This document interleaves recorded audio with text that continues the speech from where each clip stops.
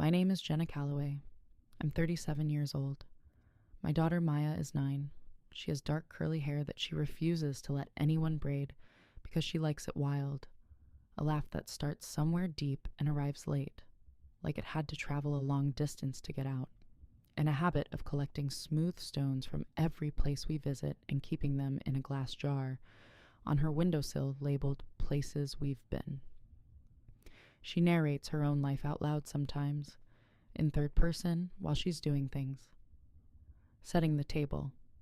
Maya places the fork perfectly, tying her shoes, and she does it. First try. The crowd goes wild. She makes her bed every morning without being asked. She holds doors open for strangers. She once spent an entire Saturday making a birthday gift for my husband's grandmother, a small hand-illustrated book about the woman's garden, drawn in colored pencil, labeled in Maya's careful block letters, stapled together with a piece of ribbon tied through the corner. She spent 3 weeks on it. She was 7. She has been calling my mother-in-law Grandma Ruth since she was 4 years old. She said it on her own. Nobody told her to. Nobody coached her.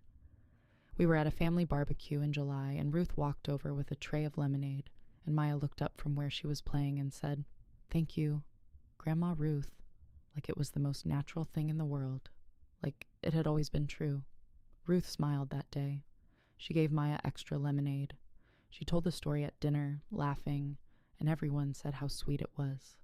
That was 5 years ago, at Christmas this past December, in front of 12 people at a table set with the good china and the candles Ruth had been collecting for 20 years. Ruth looked at my daughter and said, "You know you're not really ours, don't you?" Here's what happened. My husband Daniel and I have been together for 11 years, married for 8.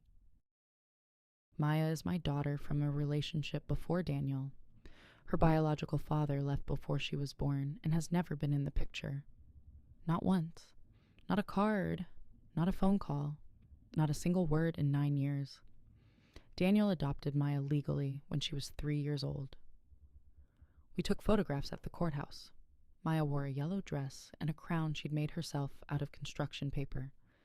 The judge gave her a stuffed elephant. She named it Gerald. As far as our family is concerned, as far as Maya has always been told, always understood, always lived, she is Daniel's daughter. Full stop. No asterisk, no footnote, no technically. She is his, and he is hers. And that has been true since the day he carried her on his shoulders at the zoo, and she fell asleep up there, and he walked around for 40 minutes, rather than wake her up. Ruth was at the adoption hearing. She sat in the second row. She held Maya afterward and cried and said, "Now it's official. Now it's really official." And I believed her. I believe she meant it. That was the version of Ruth I held on to for a long time. The other version showed up slowly, the way things do when you don't want to see them. A comment here, a look there, the way she'd introduce Maya at family events. Daniel's daughter instead of our granddaughter. A birthday card that arrived 2 years ago that said, "To Daniel's family," in handwriting that was too neat and deliberate to be accidental. A photograph on her mantle that included every grandchild except one. I noticed. I mentioned it to Daniel. He frowned, rubbed his face, said his mother was from a different generation, said she had trouble with change, said she loved Maya in her own way. She just didn't always know how to show it. I looked at him, and I made the decision that I would give it more time, that I would extend the benefit of the doubt because he loved his mother, and because I loved him, and because Maya seemed okay. Maya was okay. That was the thing. She was resilient in the way that children are when they don't yet have the language for what they're absorbing. She would notice the differences. She noticed everything, and she would process them quietly and file them somewhere and keep going. She didn't ask about it. She didn't bring it up. She just kept calling Ruth Grandma Ruth and making her drawings and being 9 years old with her whole heart. I should have said something louder, sooner. I kept not saying it, and then another thing would happen, and I would tell myself it wasn't enough to act on. Not yet.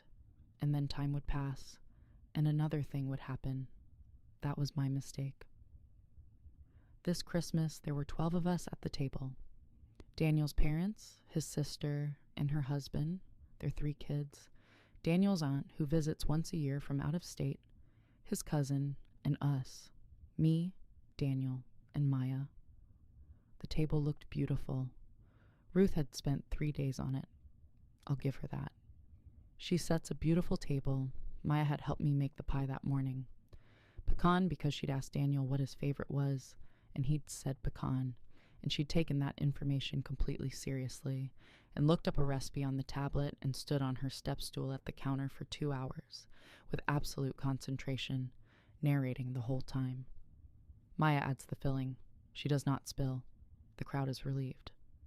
She'd been proud of it all day in that contained, pleased way she has. Not announcing it, just carrying the knowledge quietly like something valuable. We sat down to dinner. Everything felt fine. Better than fine, actually. The kind of family evening that makes you think maybe things have settled. Maybe they're going to be okay. Maybe the tension you've been carrying was heavier than it needed to be. Maya was telling Daniel's father, she calls him Grandpa Ted, has since she was 5, about a book she was reading about ocean currents. He was listening with the careful attention of someone who is following about 60% of the content, but fully enjoying the company.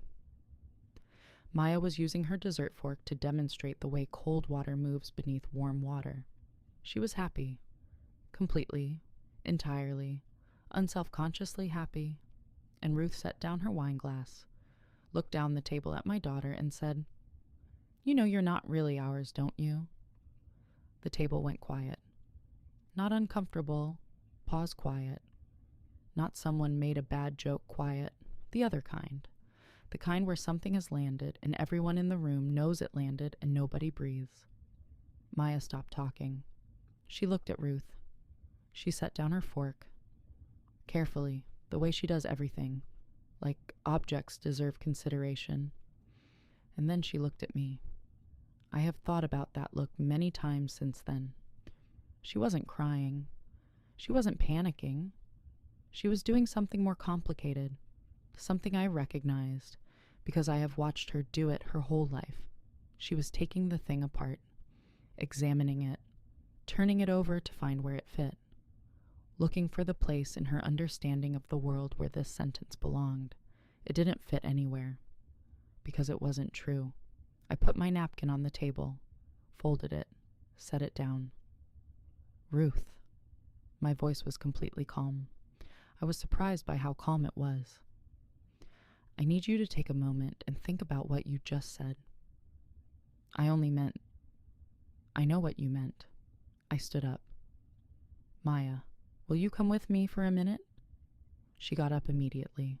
She took her napkin with her out of habit because she always clears her own place, and the 3 feet between her chair and the kitchen door felt like the longest 3 feet I had ever watched her walk. I crouched down in the kitchen doorway and I looked at her face, and I said, "What she said was wrong. You are ours. You are completely, entirely, 100% ours. That is the truth. That has always been the truth. Do you understand me?" She looked at me for a long moment. Her expression was still doing the processing thing. Careful, deliberate, thorough. She really believes it, Maya said. That I'm not? Yes, I said, she does. Does she believe it about Daddy too? Like, does she think he's wrong? I hadn't expected that question. That's something Daddy and I are going to need to figure out with her. She nodded slowly. Okay, then, can I stay in here for a while? Yes, I'm going to get Daniel's cousin to sit with you. You don't have to. I'm okay.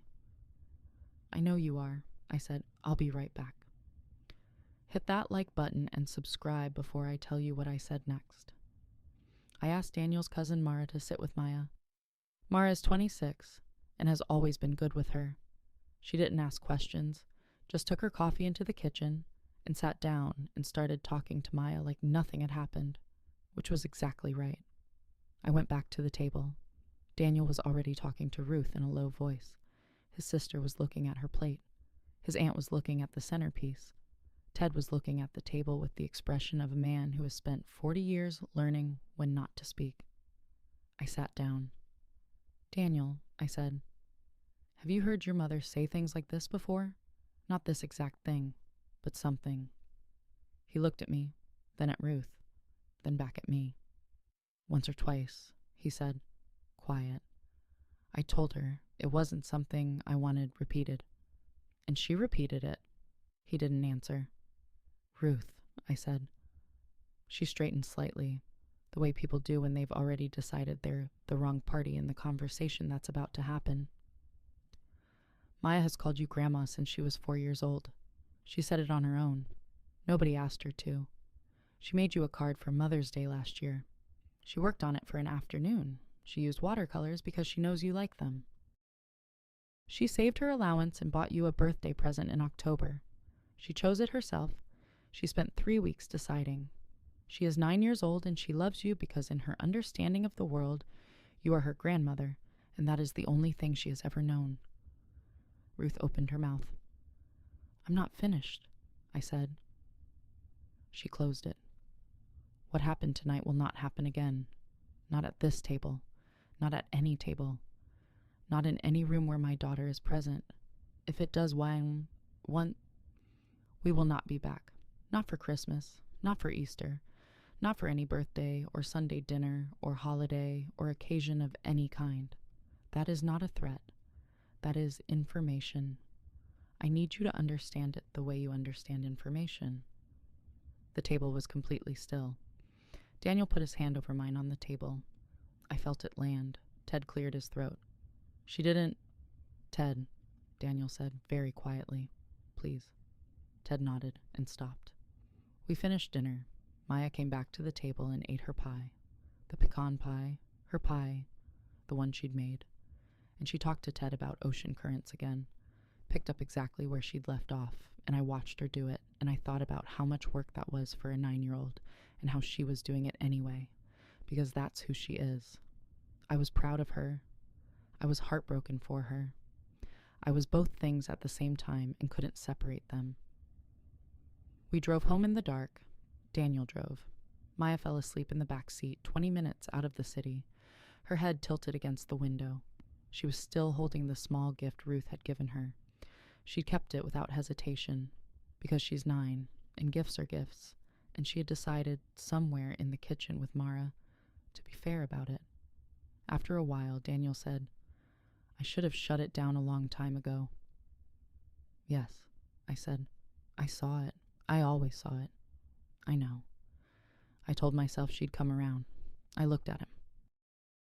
He was watching the road, both hands on the wheel, jaw set in the particular way that means he's sitting with something he doesn't like about himself. "What matters is what happens now," I said. "It won't happen again." "It can't, Daniel. It won't. I promise you it won't." Ruth called the next day, left a voicemail. She said she hadn't meant it the way it came out. She said she loved Maya. She said she hoped we could all move on and have a good new year. I didn't call back that day. I sat with it. I thought about what I wanted to say, and more importantly, how I wanted to say it and what outcome I was actually trying to build. I called her back 3 days later. I told her I believed she hadn't intended to cause harm. I also told her that intent and impact were different things, and that Maya was 9 years old and had experienced the impact in front of 11 other people at a Christmas table, and that the experience was real regardless of what Ruth had intended. I told her that what I had said at dinner still stood.